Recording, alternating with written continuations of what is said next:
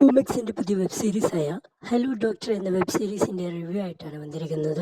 റിവ്യൂയിലേക്ക് കിടക്കും മുമ്പ് just subscribe ചെയ്യുക, ഷെയറും കൂടി ഒന്ന് ചെയ്തേക്കണേ. അപ്പോൾ ഡീറ്റെയിൽ ആയിട്ടുള്ള റിവ്യൂയിലേക്ക് നോക്കാം. ഇതിൻ്റെ ഡ്യൂറേഷൻ നോക്കുകയാണെങ്കിൽ 40 മിനിറ്റും 30 സെക്കൻഡ്സും ആണ് വരുന്നത്. അത്യാവശ്യം നല്ല ധൈര്യമുള്ള വെബ് സീരീസ്. ബൂമെക്സിൻ്റെ വെബ് സീരീസ് ആയതുകൊണ്ട് എല്ലാവർക്കും ഒരു ത്രില്ല് ഉണ്ടാവും. ആ ത്രില്ല് തന്നെയാണ് ബൂമെക്സ് മുന്നോട്ട് കൊണ്ടുപോകുന്നത്. അതായത് പെടകുന്ന മീനെന്നൊക്കെ കേട്ടില്ലേ, അമ്മാതിരിയായിട്ടും.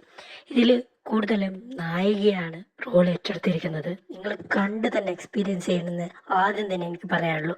അപ്പോൾ ഇതിൻ്റെ സ്റ്റോറി നോക്കുകയാണെങ്കിൽ സിസ്റ്ററും റൂമിലൊറ്റൊക്കെ ആയിരിക്കുക. അപ്പോൾ സിസ്റ്ററുടെ ഹസ്ബൻഡ് പേഷ്യൻ്റാണ്, എന്തോ പേഴ്സിൻ്റെ രോഗമൊക്കെ ഉണ്ട്. അപ്പോൾ അതിൻ്റെ ഫയലും കാര്യങ്ങളൊക്കെ എടുക്കാൻ വേണ്ടി ഡോക്ടർ ആവശ്യപ്പെടുകയാണ്. പൊടുന്നനെ ഡോക്ടർക്ക് തോന്നുകയാണ് എനിക്കൊന്ന് കിട്ടിയാൽ കൊള്ളാം, അരെ സിസ്റ്ററെ. അപ്പോൾ സിസ്റ്ററോട് മാന്യമായി പാവം പയ്യൻ ഡോക്ടർ ചോദിക്കുന്നു, സിസ്റ്റർ കൊടുക്കുന്നു. അത് എങ്ങനെയൊക്കെ കൊടുത്തു, എങ്ങനെയൊക്കെ കിട്ടി, ചോദിച്ചത് മുതലായോ എന്നൊക്കെ കണ്ട് തന്നെ എക്സ്പീരിയൻസ് കഴിക്കുക. ആ അമ്മാതിരിയായിട്ടെന്ന് വെച്ച് കഴിഞ്ഞാൽ ആ അമ്മാതിരിയായിട്ടു. അതായത് ഇത്രമാത്രം ദൈർഘ്യമുള്ളത് കൊണ്ട് ഒരു 4 മിനിറ്റ്സ് ആ ഒരു സ്റ്റോറി ബിൽഡ് ചെയ്യാനെടുത്തു. ബാക്കി 36 ആൻഡ് അബോ മീൻസും ഈ ഒരു പെർഫോമൻസ്. അപ്പോൾ ഊഹിക്കാമല്ലോ അത്ര മീൻസും പെർഫോമൻസ് ഉണ്ടാവും. എങ്ങനെയൊക്കെ കളിക്കാൻ പറ്റുമോ അങ്ങനെയൊക്കെ കളിച്ചിട്ടുണ്ട്.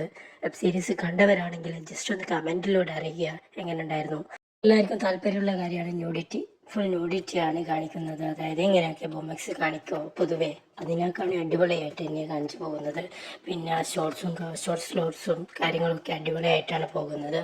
അതുപോലെ തന്നെ ക്യാമറ വൈസും ഡബ്ബിങ് എഡിറ്റിംഗ് ഒക്കെ സൂപ്പറാണ്.